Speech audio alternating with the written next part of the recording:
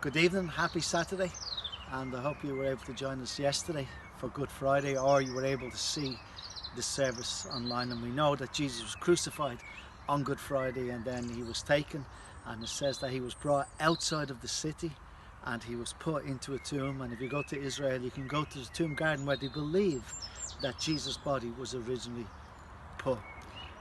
There's a couple of people called Lewis and Clark, and they're very famous explorers, and in around the 1820s or something, they were in America and they were trying to find the Northwest Passage, and they were looking for a passage up into the Rockies and back down the other side.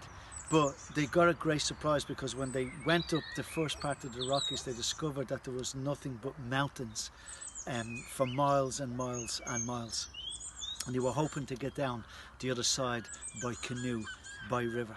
They were so disappointed that they stayed in that place, and they called that place that they stayed Camp Disappointment.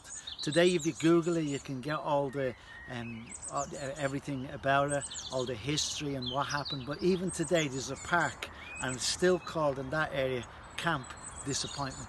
And you can imagine that when Jesus was crucified on Good Friday, on Saturday, all the disciples were living in Camp Disappointment. You could imagine what they were thinking. They were scattered, they had run away, they were filled with shame, they were filled with remorse. They didn't know what was going to happen next. And Saturday, in the weekend of the crucifixion and the resurrection, I believe is a day of disappointment.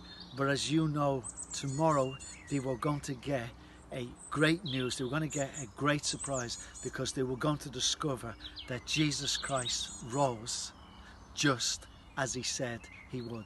So I want to say to you this evening, it doesn't matter what your circumstances, what your situation is, don't live in Camp Disappointment.